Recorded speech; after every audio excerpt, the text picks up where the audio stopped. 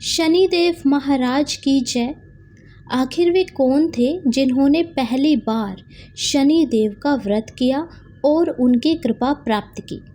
तो आज की कथा के माध्यम से हम जानेंगे कि सबसे पहले शनिदेव का व्रत किसने किया और उनको शनिदेव का फल कैसे प्राप्त हुआ। तो आइए जानते हैं। कथा के अनुसार एक समय की बात है, नवग्रहों के बीच श्रेष्ठता को लेकर विवाद हो गया। सभी ग्रह देवराज इंद्र के पास पहुँचे। यह आप फैसला करें और बताएं कि हम नवग्रहों में कौन श्रेष्ठ है। सभी ने देवराज इंद्र से इस समस्या का समाधान निकालने को कहा। तो देवराज इंद्र ने सभी को राजा विक्रमादित्य के पास भेज दिया, यह कहकर कि पृथ्वी पर इस समय बहुत ही न्यायप्रिय राजा विक्रमादित्य उज्जैन में राज्य करते हैं। आप उनके पास ही यह प्रश्न लेकर जाइए। सभी ग्रह राजा विक्रमादित्य के पास पहुँचे कि यह बताएं कि हम सभी ग्रहों में कौन श्रेष्ठ है। ग्रहों के इस प्रश्न को सुनकर राजा विक्रमादित्य सोच में पड़ गए, क्योंकि किसी को भी छोटा बताया तो वह नाराज हो जाएगा। राजा ने प्रश्न का उत्तर देने के लिए एक युक्ति निकाली। राजा विक्रमादित्य ने 9 धातुओं के अलग अलग सिंहासन बनाए। सभी ग्रहों को इन पर बैठने के लिए कहा और साथ में यह भी बताया कि जो अंत में बैठेगा वह सबसे छोटा होगा। अब क्रम के अनुसार सबसे पहला जो सिंहासन था वो सोने का था, यानी कि स्वर्ण का, और सबसे अंत में लोहे का सिंहासन होने के कारण शनिदेव को सबसे अंत में बैठना पड़ा। शनिदेव को लगा कि राजा विक्रमादित्य ने उनके साथ छल किया है और वह क्रोधित हो गए। राजा विक्रमादित्य की 7:30 आई तो एक दिन शनि महाराज घोड़े के व्यापारी बनकर विक्रमादित्य के पास आए।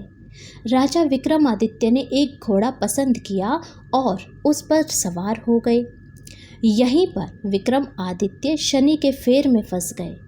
घोड़ा राजा विक्रमादित्य को घने जंगल में लेकर गायब हो गया। राजा विक्रमादित्य भटकते हुए एक नगर में पहुँचे। वहाँ एक सेठ की दुकान पर राजा ने जल पिया और विश्राम करने लगे। संयोगवश उस दिन सेठ की अच्छी कमाई हुई। सेठ को लगा कि इस व्यक्ति के कारण ही उसकी अच्छी कमाई हुई है, यह व्यक्ति मेरे लिए भाग्यशाली है। ऐसा सोचकर सेठ अपने साथ उस व्यक्ति को घर ले गया और भोजन के लिए बोला। जब सेठानी भोजन लगा रही थी तब अचानक राजा ने देखा कि सामने की दीवार पर खूंटी में हार लटक रहा है जो कि सोने का है और उसको खूंटी निगल रही है। सेठ को लगा कि खूंटी पर लटका हुआ हार इसे अपरिचित ने ही चुराया है, तो उससे हार के बारे में पूछने लगा। राजा विक्रमादित्य ने अपनी असली परिचय छुपा लिया था। खुद को वीका नाम का उज्जैनी निवासी बताया था।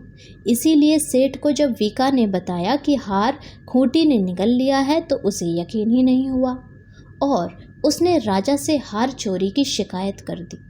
राजा ने विक्रमादित्य से हार के बारे में जानना चाहा तो उसने बताया कि उसके देखते ही देखते खूंटी ने हार को निगल लिया। इस बात पर राजा क्रोधित हो गए और उन्होंने चोरी करने के अपराध में विक्रमादित्य के हाथ पैर काटने का आदेश दे दिया।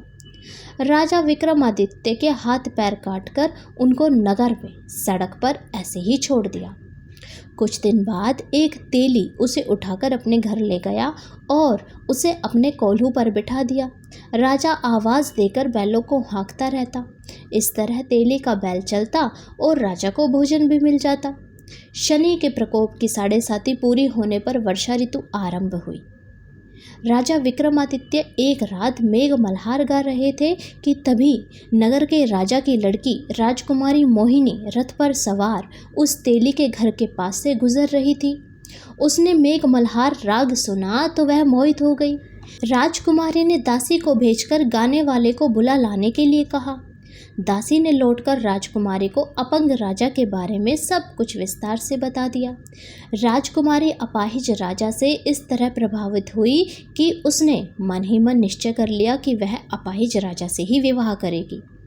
राजकुमारी ने अपने माता पिता से जब यह बात बताई तो वे सभी यह बात जानकर हैरान रह गए। रानी ने मोहिनी को समझाया, बेटी तुम्हारे भाग्य में तो किसी राजा की रानी होना लिखा है, ऐसे में तुम उस अपाहिज से विवाह करके अपने पांव पर कुल्हाड़ी क्यों मार रही हो। राजकुमारी तो मन में ठान चुकी थी, अपनी जिद नहीं छोड़ी। अपनी जिद पूरी कराने के लिए उसने भोजन करना छोड़ दिया और प्राण त्याग देने के निश्चय किया। आखिर राजा रानी को विवश होकर अपंग विक्रमादित्य से राजकुमारी का विवाह करवाना पड़ा। विवाह के बाद राजा विक्रमादित्य और राजकुमारी तेली के घर में ही रहने लगे। उसी रात स्वप्न में शनिदेव ने राजा से कहा, राजा तुमने मेरा प्रकोप देख लिया, मैंने तुम्हें अपने अपमान का दंड दिया है। राजा ने शनिदेव से क्षमा करने को कहा और प्रार्थना की कि हे शनिदेव, आपने जितना दुख मुझे दिया अन्य किसी को न देना। शनिदेव ने कुछ सोचकर कहा, राजा मैं तुम्हारी प्रार्थना स्वीकार करता हूँ। जो कोई स्त्री पुरुष मेरी पूजा करेगा, शनिवार को व्रत करके मेरी व्रत कथा सुनेगा, उस पर हमेशा मेरी अनुकंपा बनी रहेगी। प्रातःकाल राजा विक्रमादित्य की नींद खुली तो अपने हाथ पांव देखकर राजा को बहुत खुशी हुई, क्योंकि शनिदेव ने उनके हाथ पैर वापस दे दिए थे। उसने मन ही मन शनिदेव को प्रणाम किया। राजकुमारी भी राजा के हाथ पैर सही सलामत देखकर आश्चर्य में डूब गई। तब राजा विक्रमादित्य ने अपना परिचय देते हुए शनिदेव के प्रकोप की सारी कहानी रानी को सुनाई। सेठ को जब इस बात का पता चला तो दौड़ता हुआ तेली के घर पहुंचा और राजा के चरणों में गिरकर क्षमा मांगने लगा। राजा ने उसे क्षमा कर दिया, क्योंकि यह सब तो शनिदेव के प्रकोप के कारण ही हुआ था। सेठ राजा को अपने घर ले गया और उसे भोजन कराया। भोजन करते समय वह एक आश्चर्यजनक घटना भी घटी। सब देखते ही रह गए, क्योंकि खूंटी ने हार उगल दिया। सेठ जी ने अपनी बेटी का विवाह भी राजा के साथ कर दिया और बहुत से स्वर्ण आभूषण धन आदि देकर राजा को विदा किया। राजा विक्रमादित्य राजकुमारी मोहिनी और सेठ की बेटी के साथ उज्जैन नगर पहुँचे तो नगर वासियों ने हर्षपूर्वक राजा का स्वागत किया। अगले दिन राजा विक्रमादित्य ने पूरे राज्य में घोषणा करवाई कि शनिदेव सभी ग्रहों में श्रेष्ठ है और सभी नगरवासी शनिदेव का व्रत करें और शनिवार को शनिदेव की पूजा भी करें।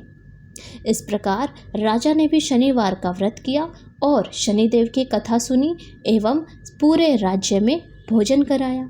इस प्रकार शनिदेव की कृपा राजा पर सदैव रही।